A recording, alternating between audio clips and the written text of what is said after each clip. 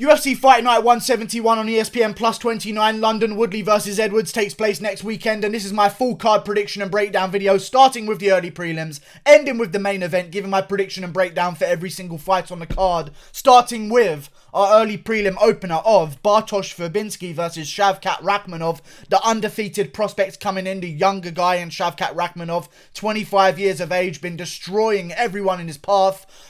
This guy's a dangerous guy to look out for, okay? Undefeated, has finished every single one of his opponents. I believe he's going to go out there and do no differently to Bartosz Verbinski. I mean, Bartosz Verbinski is a guy who's 33 years of age, came into the UFC a little bit on the older side, you know, has lost his last fight to Michael Prazeres, which isn't the best loss to have on your resume, I'll be honest with you.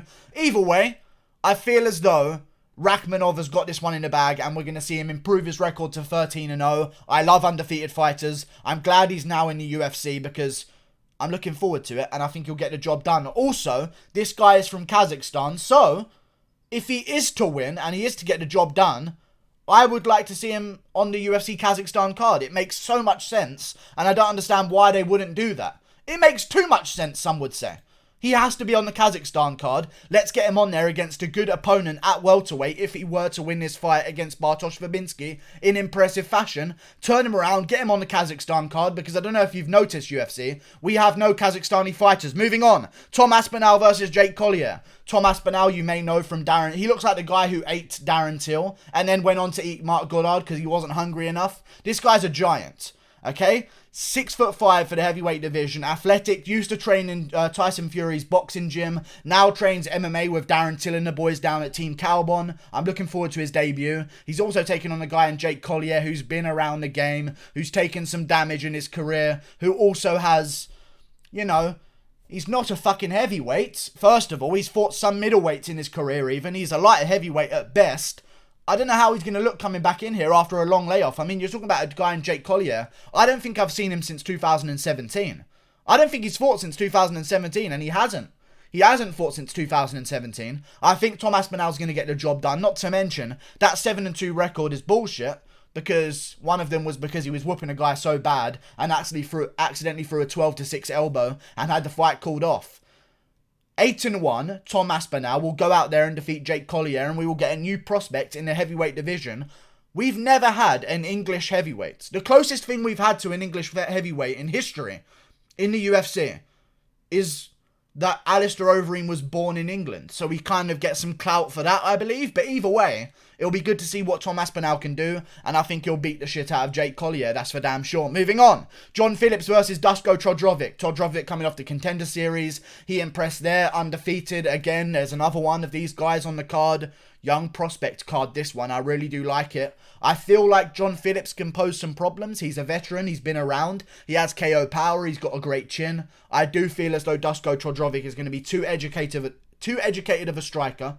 He's got a real nice little pop and weave style. Okay, he looks real good while he does it. And I think he's going to improve his undefeated record beating John Phillips. Because let me tell you this, if Jack Marshman can beat John Phillips, even though I thought that decision was bullshit, if you go to a split decision with Jack Marshman, get out of the fucking UFC. And also, John Phillips is coming off a big win over Amadovsky, which was bullshit. Because they were late for the main card. If you remember the card well, this was the headliner, I believe, of UFC Copenhagen, if I'm remembering correctly.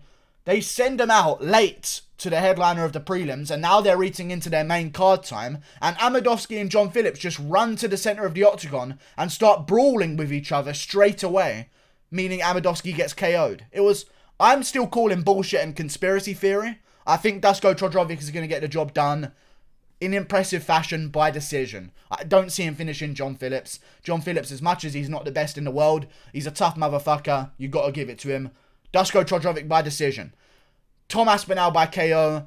And Shavkat Rakhmonov also by TKO in the third round, I believe. Moving on to the prelims. Mike Grundy versus Makwana Mekani. I'm looking forward to this one. A lot of people think I'm going to pick Mike Grundy here. Mike Grundy, I love it. A lot of people think I'm going to pick him just because I like saying his name in Darren Till's voice. But either way, I'm picking Makwana Mekani. Mike Grundy's game is to get you to the ground and submit you. Okay, he doesn't TKO guys. I know he TKO'd his last opponent. Bit of an early stoppage. He doesn't do that often. And also he had a bit of trouble in that fight as well. I just think that Makwana Mekani is a step up. And Mike Grundy isn't he isn't a young prospect, so he's not going to improve a lot between each fight. You know, he's 33 years of age. Makwan Amirkhani's the younger man in there. I feel like Makwan Amirkhani's going to go out there. Grundy's not going to submit him, and he's going to survive. And if there's a problem with his cardio, Mike Grundy doesn't have the best cardio in the world either. And I think Makwan Amirkhani's actually going to catch Grundy on the feet in the first round and finish him. I know it's crazy, but I think that's what's going to happen. Makwan Amirkhani is a huge guy for the division. I feel as though he's going to go out there and land a big shot in the first round. Not even joking, you guys. Watch the Mike Grundy versus Nad Narimani fight again. I know he got a finish. That was a suspect performance, I'll tell you that much for free. I want Mike Grundy to win because I'm Team Calbon all the way. But, yeah. I didn't like his debut, and even though Makwan Amirkhani's coming off a loss, it was to Shane Burgos. Shane Burgos, in my opinion, is a dark horse of that division. I don't mind that one. Makwan Amirkhani's going to bounce back, beat Mike Grundy by first round TKO, and move on with the rest of the division. Moving on. Molly McCann versus Ashley Evans-Smith. Great fight. Molly McCann's going to get it done. The meatball herself returns to the octagon. I wish this was on the main card because she's the closest thing you can ever get to a female superstar in the UFC, because every female fight, I swear to God, 80% of female fights are just shit. They are just shit. And this is a prime example of a female fighter that breaks the stereotype and actually goes out there and slings bombs. She wants to fight, unlike the rest of the female roster at flyweight. And I think she's going to go out there and beat the shit out of Ashley Evans-Smith, who's coming off a loss, who's had a lot of losses in her career. She's 6-4. Molly McCann's not had bad losses. She's now on a 3-fight win streak. I think she's going to improve it to 4, and we'll see where we go from there. But she is the next superstar at women's flyweight, especially with the crashing and burning of Macy Barber. I think Molly McCann gets this one done. I think she'll get it done by an entertaining decision where she beats the shit out of Ashley Evans-Smith for 3 rounds. Moving on. Lerone Murphy versus Gabriel Benitez. Gabriel Benitez, mediocre at best. Lerone Murphy, amazing. They finally got his record correct. He is in fact 8-0 and 1 draw to Dubaira Tukagov at UFC 242. I was thinking to myself, Lerone Murphy isn't good. That means Zubaira Tukagov isn't good for going to a draw with him, even though I thought Tukagov won that fight. He isn't good for going to a draw with him and making it close on short notice. So I picked against Zubaira Tukagov at UFC Auckland, and it backfired. And he beat Kevin Aguilar in a big upset, showing me how good Lerone Murphy is to go to a draw with Tukagov on short notice. I like it. I think he's going to go out there and beat Gabriel Benitez, and I think he's going to smash it and be 9-0, undefeated, and continue his run. And I hope that he does good things in the featherweight division. And then we'll talk about guys like Sean Woodson. We'll talk about fights like Herbert Burns. Those guys have been suspiciously quiet recently. I have no idea why. Either way, Lerone Murphy's going to win. And I think he'll get it done by a TKO against Gabriel Benitez. I've seen Benitez lose too many times to support him. Also, his wins in the UFC are absolutely fucking terrible. I need you guys to pay attention to this. He got in the UFC by fighting Humberto Dudu Brown. Okay, it's just tough to get behind him, you know. He doesn't have good wins on his resume. He has a lot of losses on his resume. I'm going to pick Lerone Murphy, who has 0 on his resume. That makes a lot of sense to me. I'm going with Lerone Murphy. He's got the reach advantage. He's got the size advantage. The youth. I think he's going to get it done. Lerone Murphy for the win. Paul Craig versus Ryan Spann. Okay. Let me just take a breath. Amazing fight, first of all. Paul Craig is an absolute beast for taking this one, because this is not a fight that you take if you're Paul Craig right now. If anything, he's looking for rematches with Shogun. I know that didn't happen because Shogun's fighting Nogueira for a trilogy. The trilogy that we all need to fucking see. I have no idea. They're probably both going to retire, but either way, Paul Craig, Ryan Spann. Amazing fight on this card. This should be co-main event for me. Either way, I feel as though Ryan Spann's going to go in there and KO Paul Craig. I've seen Craig KO'd too many times. I love Paul Craig. I want him to win, because it's funny when he wins, because he's not supposed to win. He's very big for the division. Guess who's bigger? Ryan Spann. Guess who has a longer reach? Ryan Spann. Guess who's got a better chin? Ryan Spann. Guess who's got more power? Ryan Spann. Guess who's stronger? Ryan Spann. There's just too many Ryan Spanns. Every single thing I list, Ryan Spann. He wins in that department, other than the jiu-jitsu and the experience. And even the experience he wins. Maybe not UFC experience, but experience in general. This is a man with 5 losses before he even got to the UFC.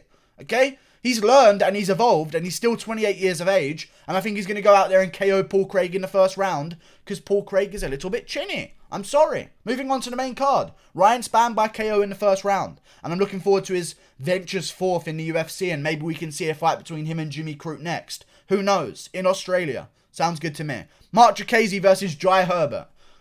Amazing. Jai Herbert might be the underdog of the card.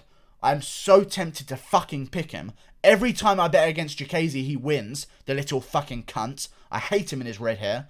Really fucking annoys me. I'm foaming at the mouth right now. You guys just saw that bit of spit come out. Mark Diakiese versus Jai Herbert is a very close fight. I don't want you to look at Jai Herbert and not recognise his name and think that he's terrible. He's very good. Very good. He's been on an absolute streak recently, I believe, of 6 wins in a row. He's very fucking good. I just don't like that he's taking it on short notice. If this was a full camp, I may actually pick him as an underdog.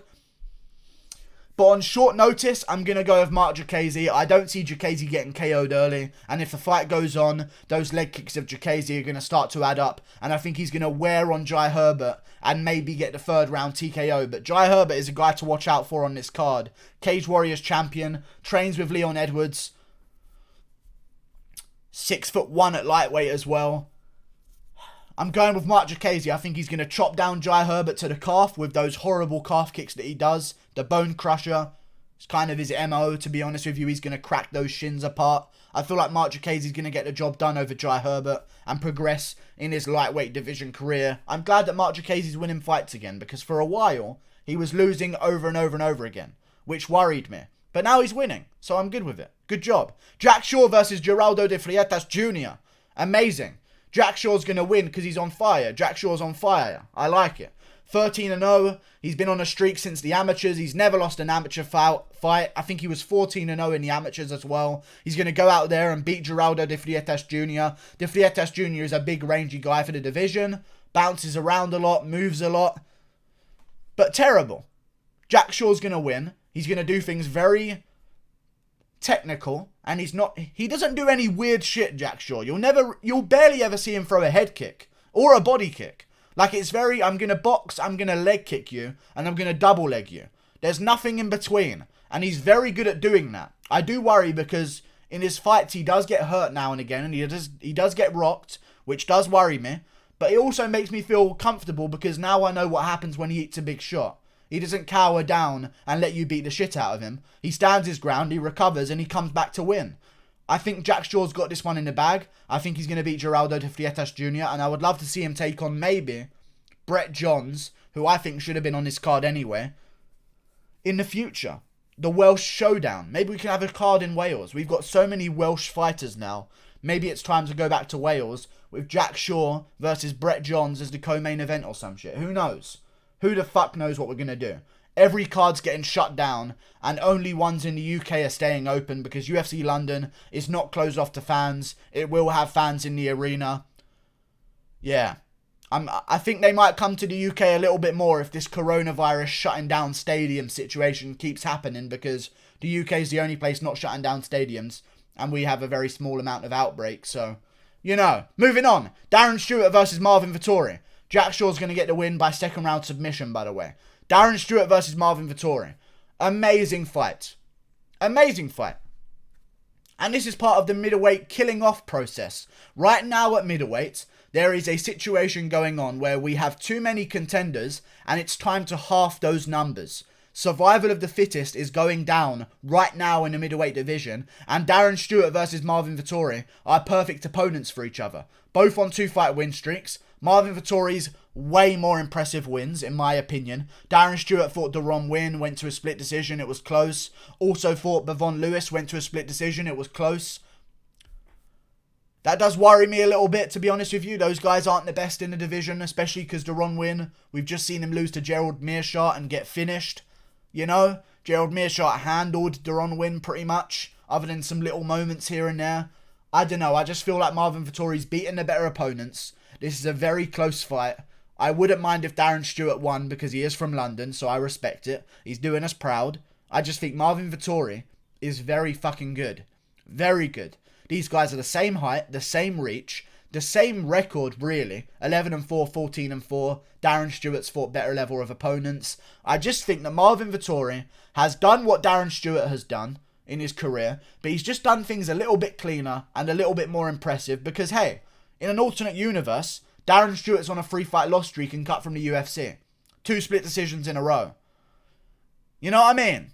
Like, it's worrying for me. I think Marvin Vettori's going to go out there and get a unanimous decision win, box the face off of Darren Stewart and wear on him for 3 rounds, and probably implement some wrestling as well. Moving on, Jack Marshman versus Kevin Holland.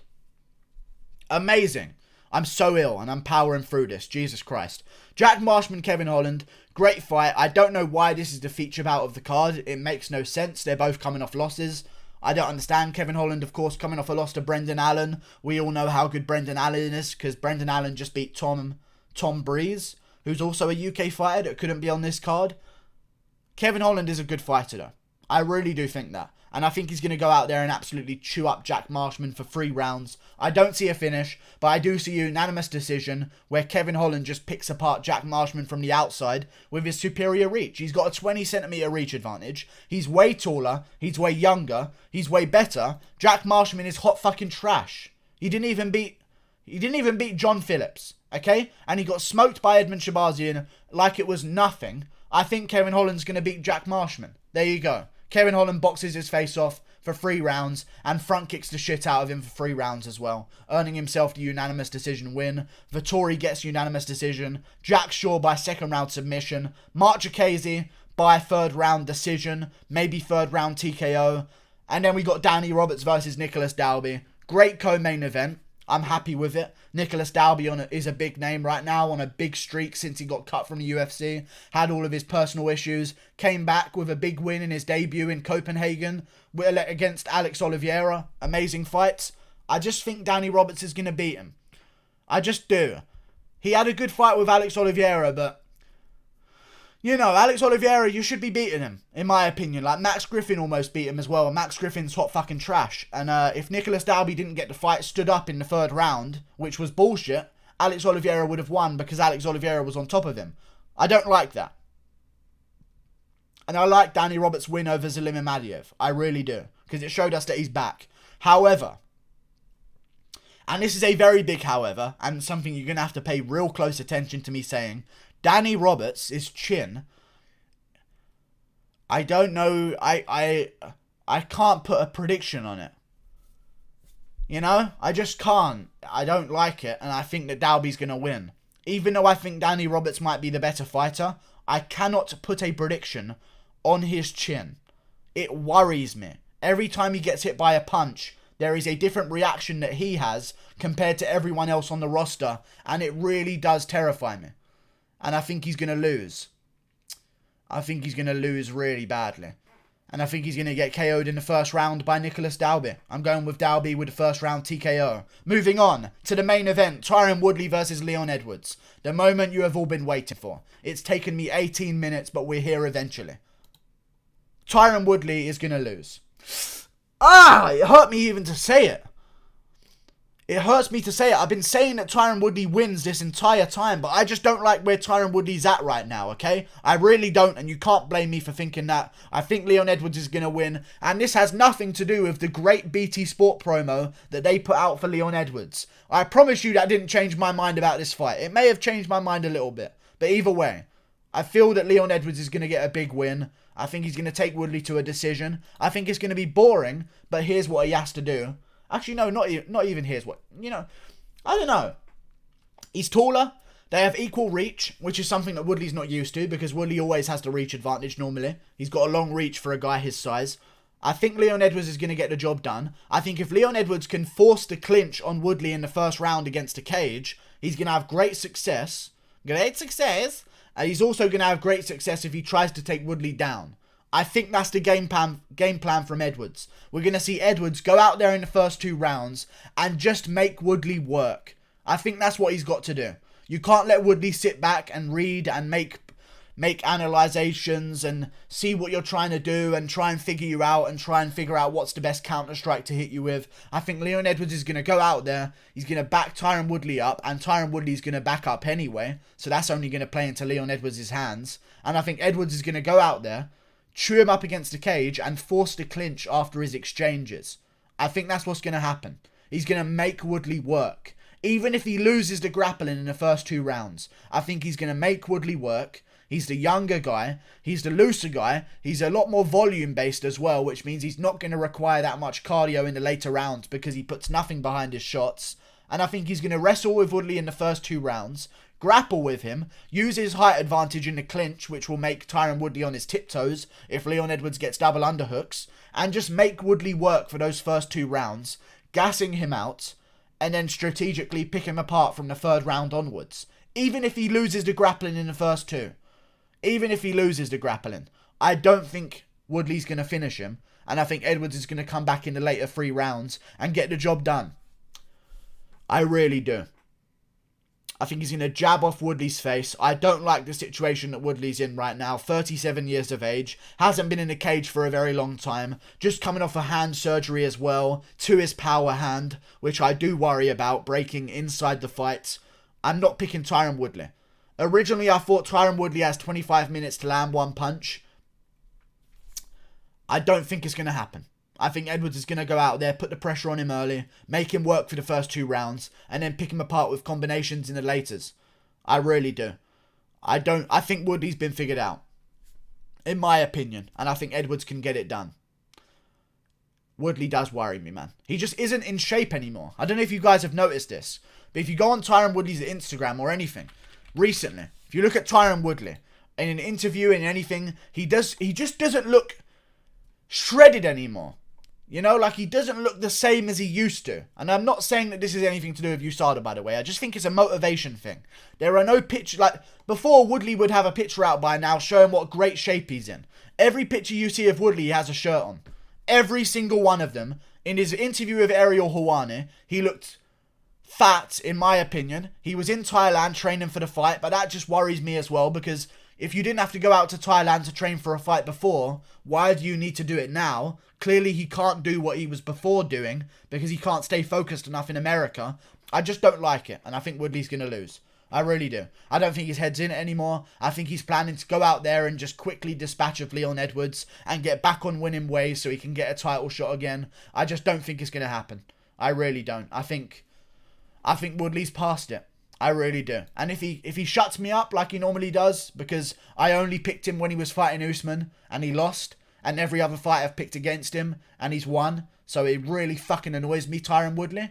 But if you want to do that, just shut me up and KO Leon Edwards. But I think Edwards is going to damn fucking win, okay? I think he's going to go out there, he's going to keep you against the cage, and volume boxers against the cage do very well against Tyron Woodley. Ask Rory fucking McDonald. Ask Kelvin Gastelum. I know Gastelum lost, but he implemented the same strategy. Volume. Don't commit to any big punch, otherwise you'll leave yourself exposed. And just pick apart Woodley with volume and range against the cage. And that's something that Leon Edwards does very well. I think he's going to get the big win. Like and subscribe. Thank you for watching. I'm so fucking ill. Hit that button there. Goodbye. I think I already have the coronavirus. But who cares? It's just, it is AIDS right now in Europe. Save yourself, please.